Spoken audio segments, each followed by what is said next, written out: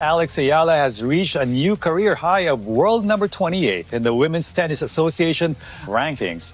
Aryna Sabalenka walked off center court on July 5th, straight setted out of Wimbledon by Naomi Osaka in the fourth round.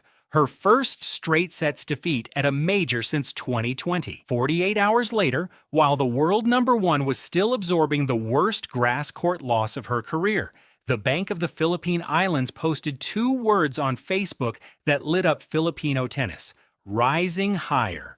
Beneath those words sat a photo of a 21-year-old named Alex Eala at a career-high world number 28, one round deeper at the same tournament than the reigning queen of the sport.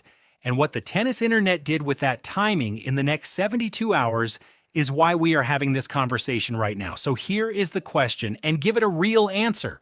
Will Alex Eala be ranked higher than Aryna Sabalenka by this time next year? Yes or no? You have watched the videos. You do not need the childhood montage. You already know that on July 4th on center court, Alex Eala beat the defending Wimbledon champion Iga Swiatek 7-6, 6-2. That's to love, 7-6. You already know the fourth round loss to Jasmine Paolini 3 days later ended her run at 6-4, 4-6, 6-3. Jasmine Paolini is back in the quarterfinals. 6-4, 4-6. And she is. What you may not know is that BPI's post was not a routine sponsor congratulations. It was addressed, in its own words, to every girl with ruffled socks, light up sneakers. That single sentence is where this story actually begins, because on the exact same weekend a Philippine bank was writing a cultural manifesto around a 21-year-old, the world number one was giving a very different kind of press conference. Sabalenka told reporters in Tennis 365's post-match session that Osaka overpowered her. No fire, no excuses. Just a champion running out of answers on the biggest lawn in tennis, and the silence that followed, the conspicuous, calculated silence toward Eala's coronation back home, is the story. Because Aryna Sabalenka has a documented pattern of what she does when a younger player eclipses her, and insiders on tour are already whispering that her past comments now read very differently in light of what just happened at SW19. Start with what BPI actually did. The Bank of the Philippine Islands has been Eala's sponsor since January 2023. They celebrated her when she cracked world number 73. This time, they did not release a press statement. They released a piece of national poetry, rising higher beside a photo of a 21-year-old ranked 28th in the world.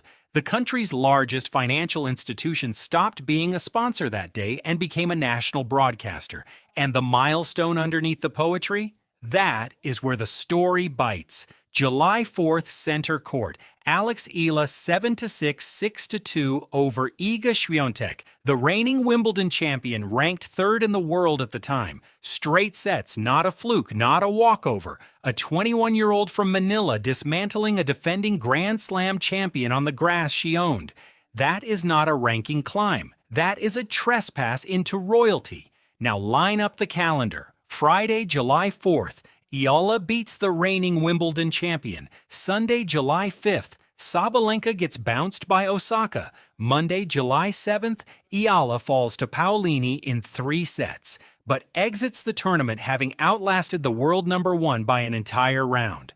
Wednesday, BPI's Rising Higher post lands. That is a week in July that redraws the map of women's tennis, and the Filipino fan base that has been screaming about Alex Eala since her Miami quarterfinal last year finally has the receipts in a language even her doubters cannot argue with. A career-high ranking, an upset of a defending champion, and the world number one sitting 1 round below her on the same draw sheet. And here is where Sabalenka's own history stops being background noise. Roland Garros 2026 final. Aryna Sabalenka loses to Coco Gauff. Then, in front of the world's cameras, she says, and this is verified by NYT Athletic, that Gauff won not because she played incredible, just because I made all of those mistakes. She apologized afterward. She called those comments, in her own words, completely unprofessional. One admission, one pattern. When Sabalenka loses to a rising star, her reflex is to shrink the opponent.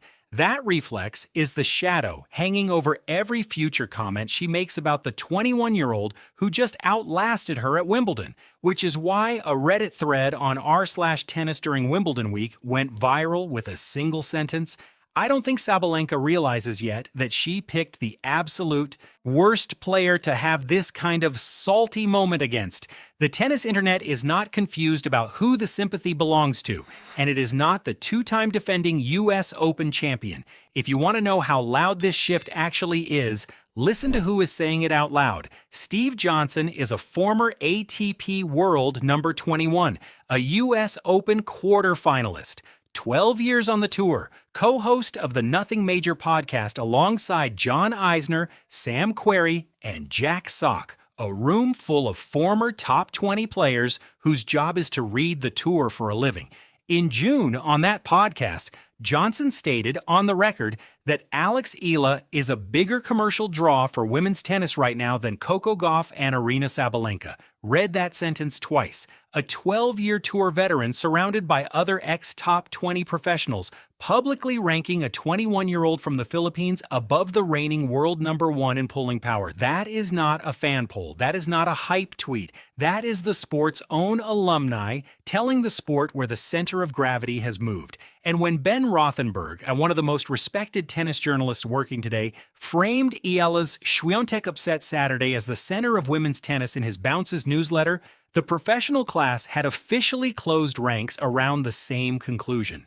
The Rising Higher post signals something the WTA ranking spreadsheet has not caught up to yet. Southeast Asia has never produced a top 30 WTA singles player in the Open era, not once. Filipino corporate money, BPI, the Eala Group, the entire banking tier that BPI represents, is now openly investing in a global sports identity, which means Eala is not being marketed as an athlete. She is being built as a decade-long ambassador brand for an entire economy. And the runway ahead is loaded. The Canadian Open Cincinnati, 2 WTA 1000 hardcourt tournaments where Eala will be seeded for the first time in her career. Then the US Open, where Aryna Sabalenka is the two-time defending champion and where she will now walk and carrying 2 majors worth of unanswered questions. If the projection is that Eala breaks the top 20 by the end of the hardcourt swing, that projection is no longer speculative. It is arithmetic. The country that has been telling you for 2 years that this girl was different is being proven correct in real time, on the sport's biggest stages, by the sport's own professional class. None of this erases the 4th-round loss. Jasmine Paolini took the second and third sets 6-4 and 6-3. After Eala had grabbed the opener, she led. She could not close. And in the presser afterward, Eala did not offer excuses. She offered a sentence that Wimbledon's official channel used as the title of her post-match video. "It will be the honor of my life to inspire others." A 21-year-old hours after the biggest loss of her career choosing the word honor, the BPI Rising Higher post landed while she was still processing that defeat, which means an entire country essentially told her, in real time, that her worst day this month was still their best week. Rising higher, a grandfather and a brother on a court after school, a defending Wimbledon champion in straight sets, the world number 1 losing 1 round earlier on the same grass, a former ATP top 30 player saying, out loud, that a 21-year-old from Manila is now a bigger draw than the reigning queen of the sport. That is not a highlight reel. That is the receipt for everything the Filipino tennis audience has been shouting into the void since Miami.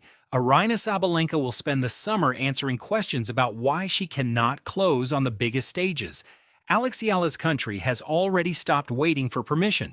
They have started building the monument. So here is the question, and give it a real answer. Will Eala be ranked higher than Aryna Sabalenka by this time next year? Yes or no? Do not hedge. Drop the one-word verdict in the comments and stake your claim now, because we are going to pull this thread up when the US Open draw comes out. If you want to be on record before the hardcourt swing decides this argument, subscribe. The Canadian Open is next. Cincinnati is right behind it, and the moment Eala walks into Flushing Meadows as a seeded threat to the 2-time defending champion, This channel is going to have the receipts.